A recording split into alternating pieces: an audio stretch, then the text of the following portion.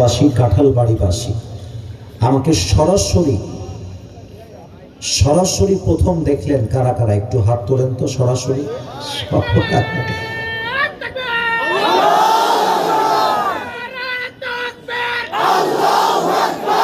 কিন্তু ফেসবুকে সবাই আগে দেখেছেন নাকি? আচ্ছা, তাহলে আজকে আমাদের প্রথম সাক্ষাৎ, এটাকে আমি স্মৃতিময় করে রাখতে চাই। এমন একটি ওয়াজ করতে চাই যে ওয়াজটা আগামীকাল পুরো বাংলাদেশে একটা ঐতিহাসিক মাহফিল হয়ে থেকে যাবে। ঠিক আছে কিনা বলেন? আপনাদের থেকে দুইটা সাপোর্ট লাগবে। এক নাম্বার, আমি যখন কথা বলবো আমার কথার ফাঁকে কোনো আওয়াজ হবে না। আমি যদি ঠিক বলতে বলি ঠিক বলবেন, যদি বলি সুবহানাল্লাহ বলেন পড়বেন। এক নাম্বার অপশন, এটা আমার দরকার।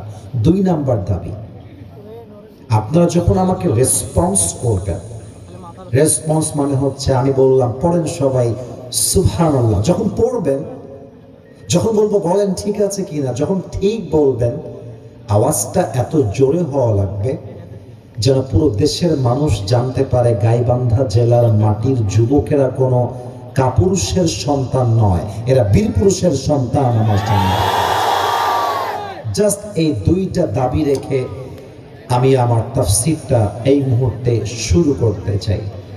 আমি 1 থেকে 3 গুনবো। ডানে তোমরা কয়েকবার কথা বলেছো, আমি কিন্তু কিছু বলি নাই। যুবকরা মানে আসিফ হুজুরের ভালোবাসার জায়গা, এটা যুবকরা জানে। আমি ধমক দেওয়ার জন্য তোমাদের কাছে আসি নাই, আমি তোমাদের মেহমান। আপনাদের পায়ে আমি হাত রাখলাম, এর চাইতে বিনয়ী আচরণ আমার কাছে আর নাই। কথা বলবেন না, কথা বলবেন না, আমার চোখে চোখ রাখেন। প্রিয় ভাইয়ের, আমি 1 থেকে 3 গুনছি, ব্যাস এর মাঝে সবকিছু পিনপত নীরব হয়ে যাবে। 1, 2,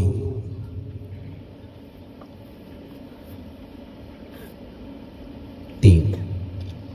মাশাআল্লাহ, the environment is completely cool and down. আপনারা পিনপত নীরব হয়ে গেছেন। আমার তাফসীরের বিষয়টাকে আমি প্রথমে বলতে চাই। কোরআন আসলেও আমি আয়াত পাঠ করব, না আসলেও আমি আয়াত পাঠ করব, কিন্তু আমি যখন তাফসীরের বিষয়টাকে উল্লেখ করব আমার বলার পরে you have to repeat after me. আমি বলে দেওয়ার পরে আপনারা বলবেন। আমি জানি মায়েদের জায়গা হচ্ছে না, আমি মাদেরকে বলবো আম্মা যান একে অপরকে জায়গা করে দেন, পার্টিতে বসেন, টুল নিয়ে এসে বসেন। আর সেকেন্ডলি, আমার বাবা যারা এসেছেন, আমার মুরব্বী আব্বা যান, আমি আপনাকে সবার সামনে আজকে স্যালিউট জানালাম। আপনারা আমাদের আদর্শ, আপনারা আমাদের ভালোবাসা। মুরব্বীদের দোয়া ছাড়া জীবনে সফল হওয়া যায় না, বাবা মায়ের দোয়া ছাড়া জীবনের সামনে এগিয়ে যাওয়া যায় না।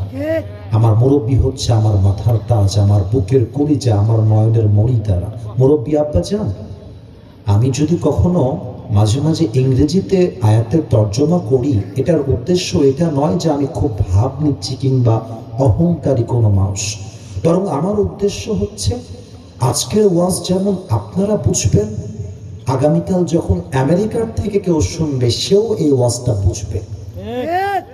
এবং যারা বলে আলেমরা হচ্ছে খ্যাত, আলেমরা কিছু বোঝে না, মাদ্রাসায় পড়লে আনস্মার্ট হয়, তাদের চোখে আমরা আঙ্গুল দিয়ে বুঝিয়ে দিতে চাই মাদ্রাসায় পড়লে আনস্মার্ট হয় না, তারাই সবচেয়ে বেশি স্মার্ট হয়। ব্যাস, আমরা আলোচনায় এন্টার করছি, প্রবেশ করব। আলোচনার তাফসীরের বিষয় হচ্ছে তাওয়াক্কুল তথা আল্লাহ ভরসা। এবার আপনাদের উত্তর দেওয়ার পালা। আরবিটা বলবো আমি, আপনারা বাংলাটা বলবেন, সহজ করে দিব আমি, ভয় পাওয়ার কোনো কারণ নেই। আর গাইবান্ধার যুবকরা একমাত্র আল্লাহকে ছাড়া কাউকে ভয় করে তারা কথা বলে না। তাওয়াক্কুল তথা কি ভরসা? 40 ভাগ আওয়াজ আসছে, এটাকে 100 ভাগ করতে হবে, দেখা যায়।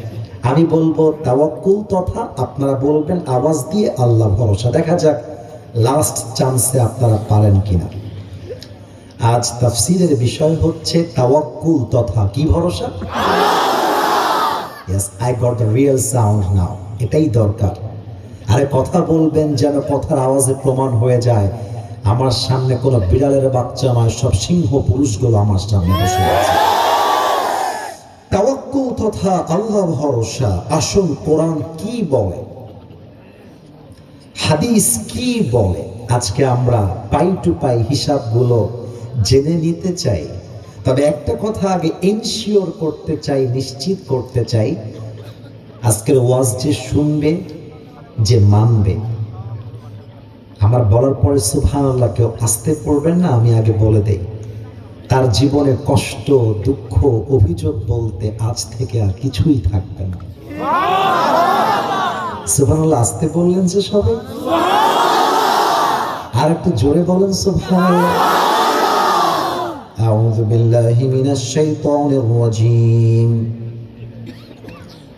ومن يتوكل على الله فهو حسبه.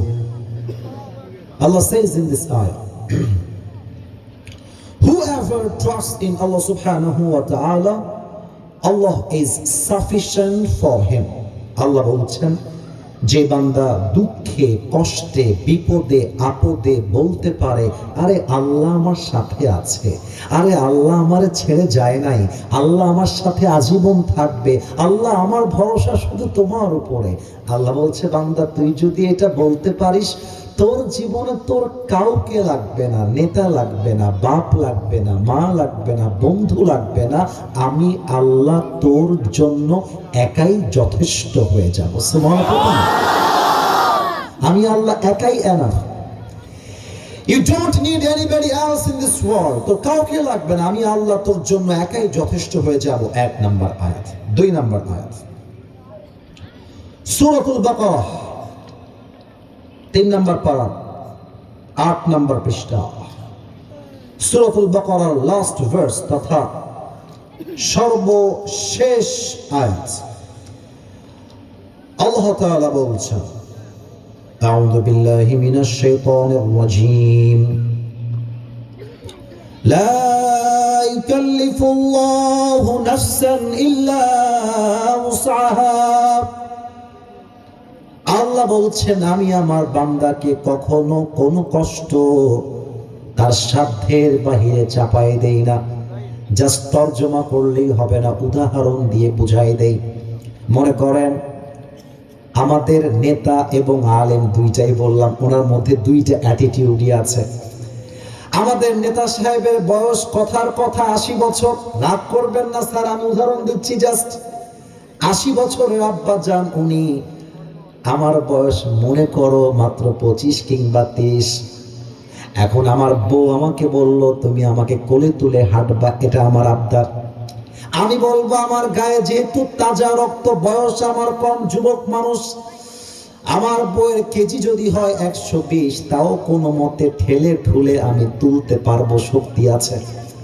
কিন্তু 80 বছরের মুরব্বী আব্বা জানকে যদি তার বউ বলে, তুমি আমারে কোলে তুইলা 1 মাইল হাঁটতে হবে, মুরব্বী বলবে, বাবারে আমি তো নিজেই লাঠি ছাড়া হাঁটতে পারি না, তোমারে কোলে তুলবো কেমন করে?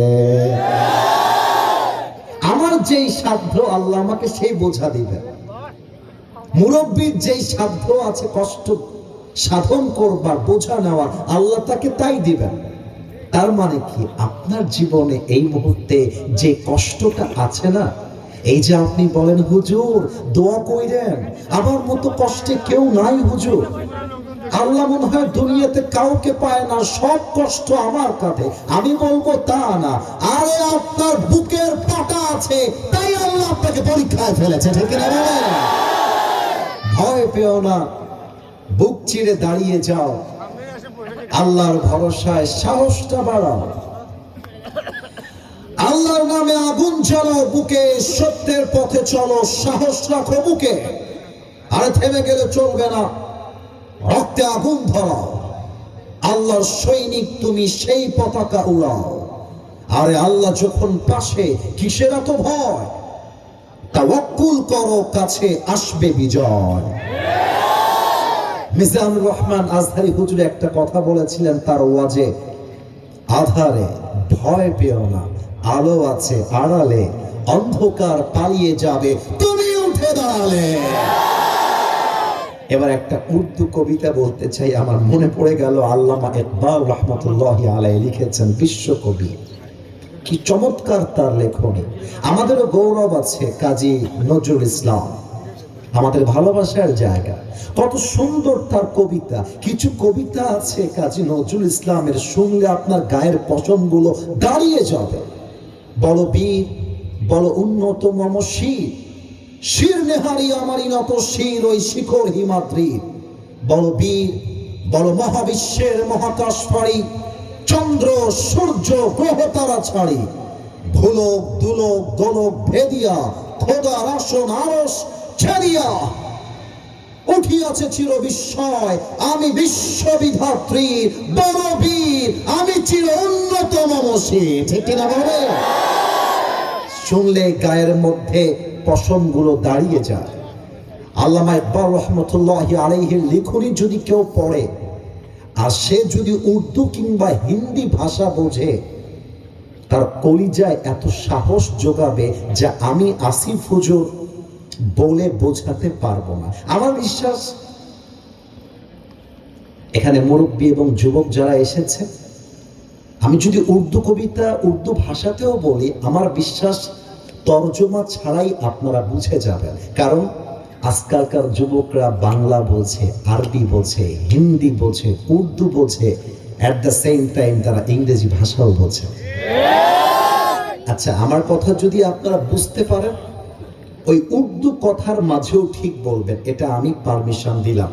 ঠিক বলে প্রমাণ করবেন যে হুজুর আপনি যা বলেছেন আমরা কিন্তু বুঝতে পেরেছি। দেখা যাক আপনারা বুঝতে পারেন কিনা। তাওয়াক্কুল তথা আল্লাহর উপরে ভরসা নিয়ে আল্লামা ইকবাল একটি কবিতা লিখেছেন তার কিতাবে। কবিতাটা হলো এইরকম, উনি লেখেন, গম কে বাদ খুশি জরুর আতি হ্যায় और ये खुशी अपनी रब की तरफ से ही आती है। हर रात के बाद दिन की रोशनी जैसे छा जाती है और सब्र करने वालों को वैसे ही नियामत खुदा की तरफ से मिल ही जाती है। जो दुख में भी अपने रब को याद करता है, मेरे दोस्त रब कभी उसका हाथ नहीं छोड़ता। जो दुनिया से कुछ ना कहे बस अपनी रब से कहता है, उसकी दुआओं का जवाब हमेशा खामोशी में आता है। इसलिए जब तुझे मांगना हो तो उसी से मांग, जब तुझे पुकारना हो तो उसी को पुकार, और जब तुझे किसी पर भरोसा करना हो तो उसी पर कर, क्योंकि भरोसे के काबिल सिर्फ वही है, वो तेरा रब है, वो तेरा अल्लाह है।